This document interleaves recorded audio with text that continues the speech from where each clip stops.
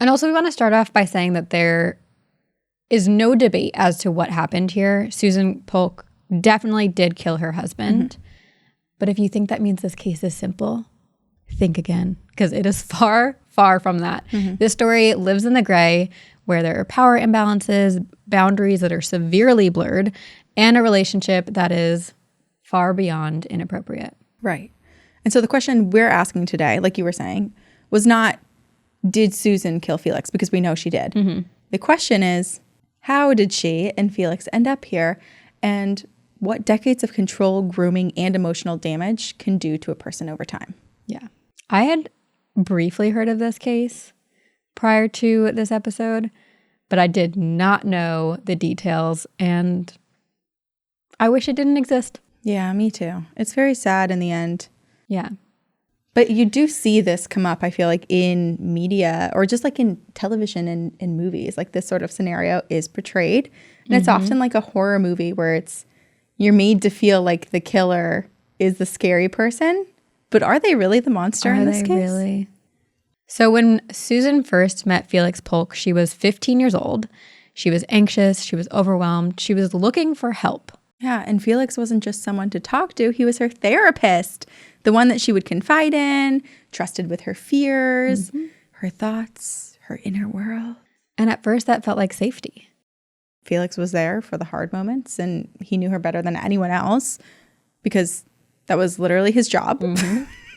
But a relationship that starts in a therapist's office should never progress beyond it, but unfortunately in this case it did. But that power imbalance doesn't just magically reset because you call it marriage. No, that imbalance, it follows you. And over time, affection blurred into manipulation.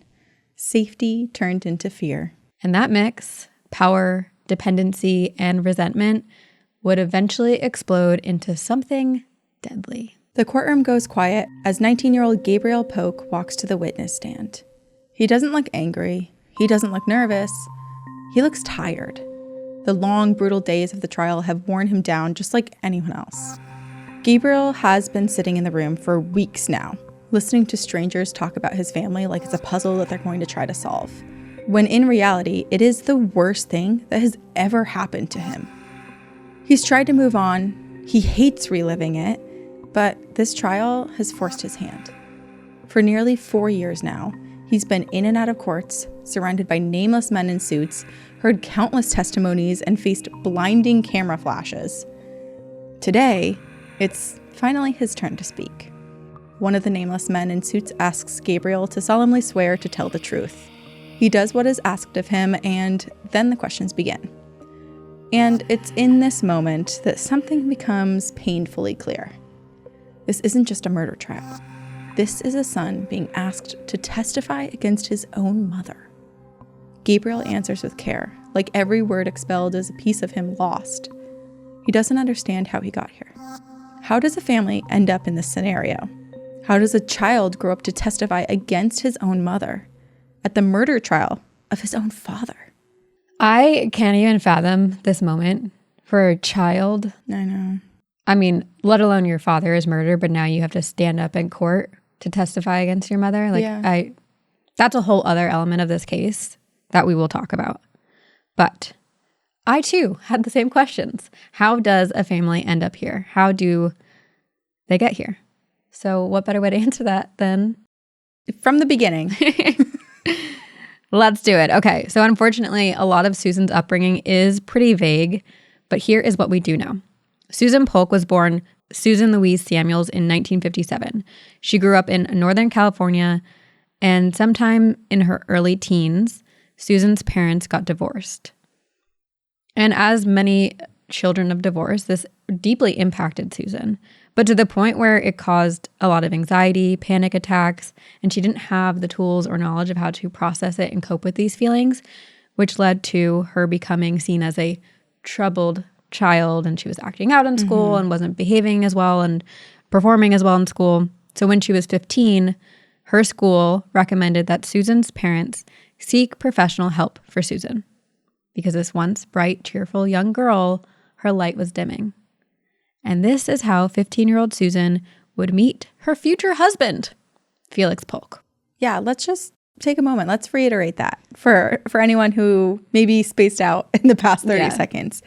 15-year-old Susan was about to meet her future husband because she needed to seek help from a therapist to help manage her anxiety. So really digging in here, her meet cute with her husband, her future husband, was not what you would think of out at a bar. Well, it shouldn't be at a bar. She's 15. Well, like a typical church, meet cute. You know, it's not on Hinge. It's not MySpace. Right. Back in our not day. An age appropriate drink at a bar. No. This is her meet cute happens in her therapist's office because her meet cute is her therapist. Like she is entering a relationship with her therapist, a 15-year-old girl and an adult man. Yeah. I feel like we should just keep reiterating it. But anyway, so it's 1972. Susan is 15 years old, struggling with anxiety, and her mother sends Susan to a child psychotherapist named Dr. Felix Polk. Why don't you tell everyone, Corinne, how old Dr. Felix Polk was? He was 42. 42. Yeah, 27 years older than the teenager Susan. Yep. This is going to be really icky.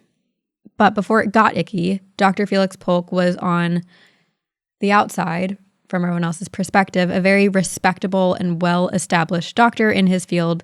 He had a long list of clients, was wealthy, married with adult children, and was well-versed in helping patients, and especially adolescent patients, with anxiety. So he really did seem like the perfect therapist for young Susan. But that was far from the truth. Now, it's not totally clear what happened in their sessions or when things shifted from the professional client relationship to the romantic relationship, but sources do claim it didn't take very long. And the patient-therapist relationship became romantic, even sexual pretty quickly. Susan was still very much a teenager, and Felix was beyond being her therapist.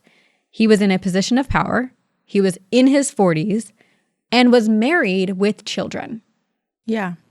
This is not romance. This is statutory rape. She was underage. She was vulnerable. She was seeking help for her mental health. And she saw Felix, her therapist, as someone who cared for her, who understood her, who wanted the best for her. And he totally took advantage of this situation and his power over her. Right. Like we said, this episode is a walking red flag. To catch every terrifying moment, subscribe to @CrimeHouse Studios on YouTube. Because this time, you're not just watching the horror, you're understanding it.